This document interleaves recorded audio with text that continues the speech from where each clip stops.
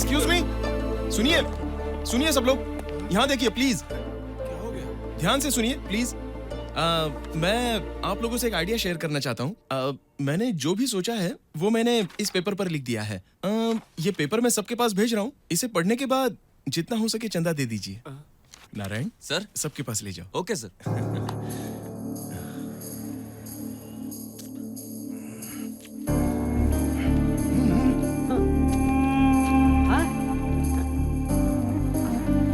एक मिनट।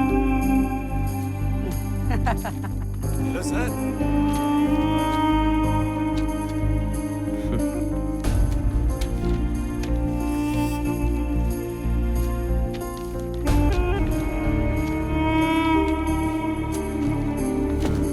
तीनों कितने हैं? सर 63,500 हैं। 63,500 रुपए। गुड। वीकेंड पार्टी है, जहां शराब अनलिमिटेड होगी तो मजा भी अनलिमिटेड होगा, है ना? इसलिए इतने पैसे जमा हुए हैं। करो। हाँ और डांस वांस? जरूर होगा सर, और सबसे पहले परफॉर्म आप ही करेंगे। एक बात तो मेरी समझ में आ गई कि अगर कल पार्टी करनी हो तो आज हमें पैसे निकालने में कोई प्रॉब्लम नहीं होती, लेकिन जब हमारा ही एक साथी अपनी बेटी की जान बचाने के लिए पैसों के लिए भागदौड़ कर रहा है, हाँ, तो उसके लिए हमारे जेब से एक पैसा नहीं निकल रहा है। हाँ? हेलो बॉस, तुमने ये पैसे पार्टी के लिए लिए हैं या? एक मिनट, पहले मेरी बात तो सुन ले। अपनी जेब से 500 रुपए निकाल कर तू इतनी बातें कर रहा है, इतने तो तू लोगों की जेब से 10 मिनट में निकाल लेता है। कल एंजॉय करने के लिए तुम आज पैसे खर्च करने के लिए तैयार हो, लेकिन एक मासूम सी बच्ची को तुम उसके जीवन का कल देने के लिए आज पैसे नहीं खर्च कर सकते। मैंने इससे ये बात कही थी, पता है इसने क्या जवाब दिया था? सर, किसी की तकलीफ से यहाँ किसी को कोई फर्क नहीं पड़ने वाला। लेकिन मैंने इससे कहा कि हमारे ऑफिस में काम करने वाला हर इंसान अच्छे घर में पैदा हुआ है, सबको अच्छे संस्कार मिले हैं, और एक अच्छे संस्कारों वाला इंसान कभी दूसरों की तकलीफ देख के पीछे नहीं हटता। तो मुझे उम्मीद है कि आप सभी मेरी सोच को सही साबित करेंगे। फिर भी अगर आपको ये लगता है कि आप लोगों के लिए शराब पीना और पार्टीज करना बहुत जरूरी है, तो पैसे यहाँ पे रखें। जिसने जितने भी दिए हैं वो आकर ले जाए। क्या हुआ सर? हाँ, उस वक्त आप कुछ बोल रहे थे, बोलिए क्या बोलना है? मैं भी एक अच्छे परिवार से हूँ और मैं भी बच्ची की भलाई चाहता हूँ। ले लो मेरे पैसे, ले लो। और आप सर? सच में मुझे शर्मिंदगी महसूस हो रही है। ये नेक काम हमने पहले क्यों नहीं किया?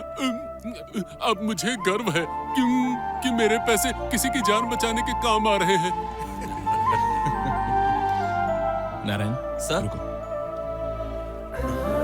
ये लो। ये सब ले जाकर मदन को दे देना। ठीक है सर। सर, आपको कलेक्टर साहब बुला रहे हैं। आता हूं, चलो।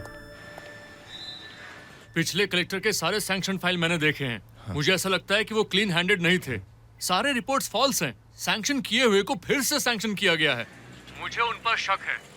तुम एक काम करो, सर। उनकी सैंक्शन की हुई सारी फाइल्स की डिटेल मुझे दो। Okay, sir. अगर उनमें कोई फॉल्ट है तो हमें लोकायुक्त को बताना पड़ेगा और तुरंत एक्शन लेना ठीक है, होगा। सर। सुनो अर्जुन, ये काम 2 दिन में हो जाना चाहिए।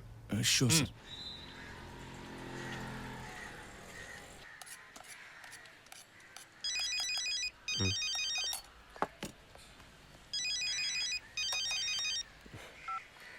हाँ मदन, बोलो, बच्ची कैसी है? वो बिल्कुल ठीक है सर।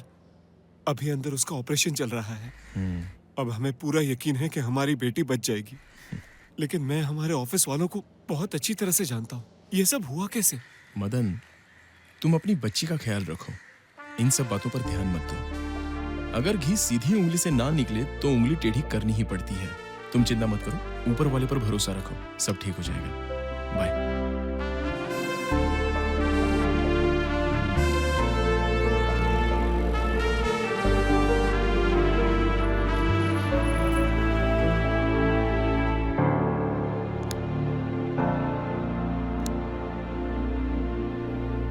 फिक्र मत करो, मैंने उन्हें कन्विंस कर दिया है। पहले सभी ऐसा ही कहते हैं, फिर अपने आप एडजस्ट कर लेते हैं। ये कौन है? ये अर्जुन है। अच्छा, ये लोग ओल्ड एज होम से आए हैं। Old age home? हाँ, ये लोग मम्मी और पापा का ख्याल रखेंगे। क्या मतलब? तुम ज्यादा सवाल मत पूछो, जस्ट लीव नाउ। हर काम में टांग अड़ाने की इसकी आदत है।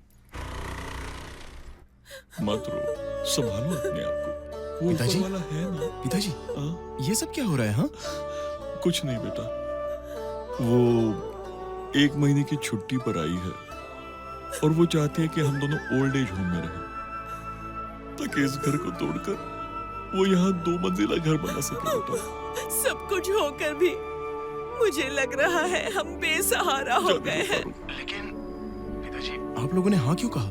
हमारे कहने से क्या होता है, हालात ही ऐसे हैं। पापा, मेरी इनसे बात हो गई है।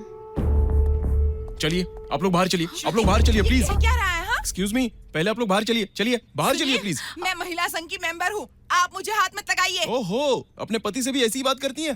जो क्या बात बकवास करनी है है बाहर ये? चलकर कीजिए। श्रुति, अब तुम्हें रुकिए, जो मैं- बात करनी है ऑफिस मैं में आकर देखती कर हूँ। लेना, हम जा रहे हैं।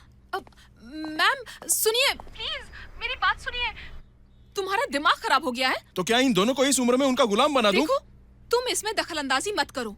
सिर्फ 2 साल की बात है, इस बिल्डिंग का काम कंप्लीट हो जाएगा, फिर वो आराम से रह सकते हैं। अर्जुन, देखो श्रुति, तुम्हारे सामने पूरी उम्र पड़ी है, तुम अपने सपने कभी भी पूरे कर सकती हो, लेकिन ये दोनों और कितना जिएंगे? इस घर में इनकी यादें बसी हैं और जीते जी तुम इनकी यादों को छीन रही हो। What is this? तुम आज और कल की बात कर रहे हो, हम तो सिर्फ उनकी हेल्प करना चाहते हैं। हेल्प चाहिए या नहीं, ये फैसला उनको करने दो, तुम मत करो। हेलो, ये इस परिवार के होने वाले दामाद हैं, इसलिए इन्हें बोलने का हक और है। मैं ऑलरेडी इस परिवार का दामाद हूँ। अर्जुन, देखो, इस घर को तोड़ने की बात ना ही करो तो अच्छा होगा। पापा, ये सब क्या है? मैं इसी घर में पली बढ़ी हूँ और वो कहीं बाहर से आया है, मुझसे इतनी बदतमीजी से बात कर रहा है और आप उसे कुछ नहीं कह रहे। हमारी जितनी परवाह उसे है, उसकी आधी भी तुम्हें नहीं है बेटी। देखो बेटी, भले ही ये घर ताजमहल जैसा सुंदर ना हो, जिसे उम्र भर संजोए रखा जा सके, लेकिन हम दोनों ने इस घर में मुमताज और शाहजहां से भी ज्यादा सुखी जीवन जिया है। अगर हमारे मरने तक ये घर ऐसा ही रहा तो हम सुकून से मर सकेंगे। ठीक है, तो अब क्या? इस घर को नहीं तोड़ना है, इसे ऐसे ही रहने देते हैं। जो करना है करें, आपकी मर्जी। चलो निखिल, लेट्स गो। और आज कलेक्टर की शादी की सालगिरह है। उनकी पहली बीवी उनके शादी के फोटोज और कलेक्टर के फोटोज सबको फाड़ कर जला रही है और पागलों के जैसे हंस रही है।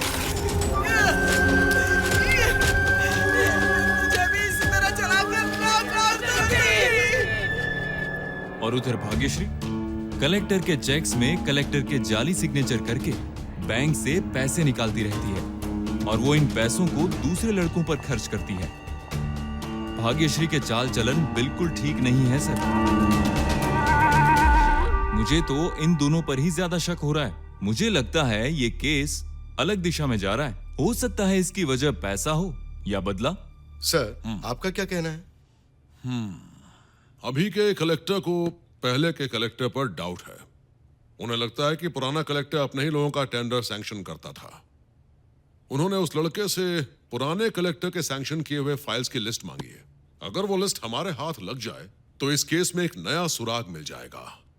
इसके अलावा मुझे तो उस घर में सब कुछ ठीक ही लग रहा है, शक करने के लिए कुछ भी नहीं है। वो लड़का भी अच्छा इंसान है और हाँ, वो उनका बेटा नहीं है, दामाद है। हाँ, वो बेटा नहीं दामाद है, नानी नाना की पत्नी है। घर का कामकाज ठीक से हो रहा है। उस लड़के को गुड सर्टिफिकेट देकर ये हमें फिल्म के टाइटल्स दिखा रहा है। इनसे बेटर तो ये आदमी है। इसने एक फिल्म की काल्पनिक कहानी तो सुनाई, उसमें कॉमेडी मिलाया, मसाला मिलाया, सारे एलिमेंट्स को मिलाकर एक कमर्शियल हिट फिल्म बना दिया, जिसे सुनने के बाद तो मेरा दिल बाग बाग हो गया है। अब तुम खड़े हो ही चुके हो तो बाहर निकल जाओ। हाँ, जाता हूँ। अगर इधर ज्यादा मैं रुका ना तो उस कलेक्टर की बीवी की तरह मेंटल होके तड़प के मर जाऊंगा मैं। हाँ, बेवकूफ। सर, अब हमें क्या करना चाहिए? इस इन्वेस्टिगेशन की खबर छपवा दो।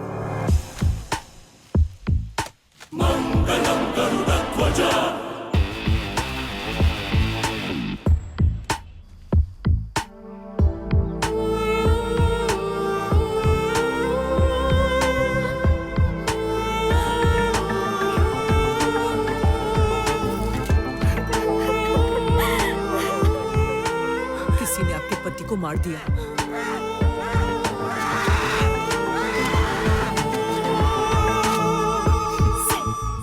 गुनहगार को तो सजा मिलनी ही चाहिए। अरे क्या है यार पेपर में? कुछ खास है क्या दिखाई? हम देख रहे थे कि पेपर वाले ने आज ही का पेपर दिया या कहीं कल का पेपर दे के चला गया है ना। क्या है? क्या तुम मुझे आगे वाले सिग्नल तक ड्रॉप कर दोगी प्लीज? ओह, कल की बात से अब तक नाराज हो? ठीक है, नाराज रहो, नाराज रहो। Oh sorry, friends. Okay super. Sir, चाहे कुछ भी बोलिए, जीजा साली का रिश्ता अपने आप में अलग ही होता है। कल ये लड़ रहे थे, आज फिर एक हो गए। हम लोग टाइम वेस्ट कर रहे हैं सर। चलिए यहाँ से चलते हैं। रुको रुको नहीं सर, आप समझ नहीं रहे। मेरी भी साली है सर, मैं सब समझता हूँ।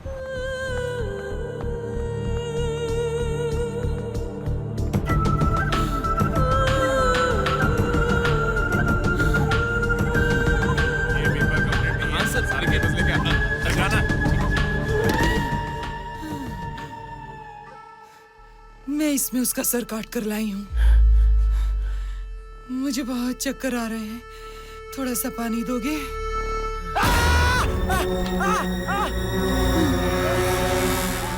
कितने दिनों से छुट्टी नहीं मिली है।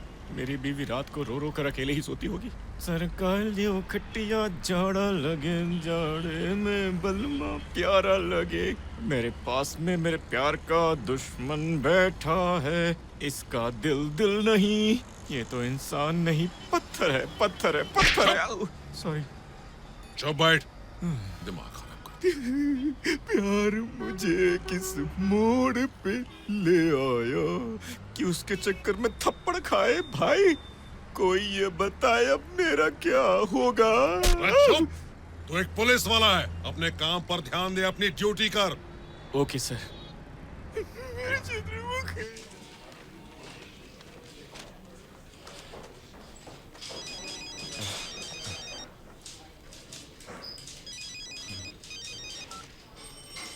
बोलिए पिताजी। बेटा बहुत टेंशन हो रही है। सारे पेपर्स में एक ही चीज देख रहा हूं। पुलिस को इस केस में बहुत सारे सबूत मिल रहे हैं बेटा।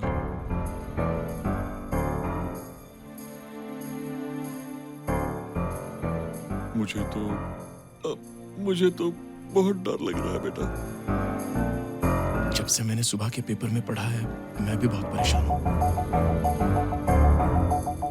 मैं काम भी नहीं कर पा रहा हूँ। तो सीधा घर आ जाना।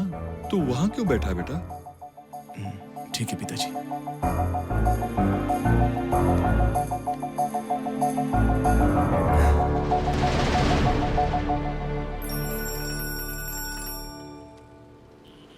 हेलो मिस्टर वर्मा, आपका इन्वेस्टिगेशन कैसा चल रहा है? सर, केस में तो अभी जान आ रही है। अच्छा, वैसे हमने खूनी को पकड़ लिया है। कलेक्टर की पहली पत्नी ने कलेक्टर और उसकी नई बीवी दोनों का खून किया है। So stop the investigation and come back. Sir, मुझे अभी एक सुराग मिला है। हेलो, मैंने अभी क्या कहा? वक्त बर्बाद मत कीजिए, कम बैक। लाइफ में ऐसा पहली बार हुआ है। मैं बिना रिजल्ट के वापस जा रहा हूँ। खेल अभी खत्म नहीं हुआ है। अभी एक सुराग मिला है। सर, अर्जुन, उधर देखिए। सर, उसे कॉल आया। हेलो। किधर है अरे, तू? आप कौन बात कर रहे हैं? हाँ, तेरा बाप। पहचानता नहीं क्या? एसीपी अविनाश बोल रहा हूँ मैं। लेकिन नाटक मत कर, मेरी आवाज नहीं पहचानता है क्या? मैं अभी ऑफिस में हूँ। ए सुन, वो सारी फाइल्स मुझे ला कर दे दे। वो सारी फाइल्स कलेक्टर के पास नहीं, मेरे पास आनी चाहिए। नहीं दे सकता सर। नहीं देगा? तेरी इतनी हिम्मत तू मुझे मना कर रहा है? तो ले सुन ले। अर्जुन! सर प्लीज सर, उस लड़की को कुछ मत कीजिए।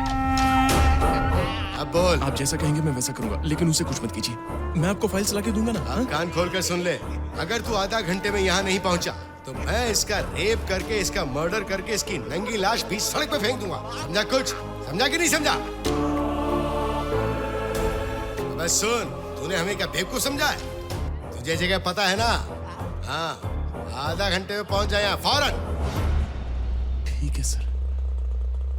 अरे ऑटो, जरा जल्दी चलो। स्टार्ट कर।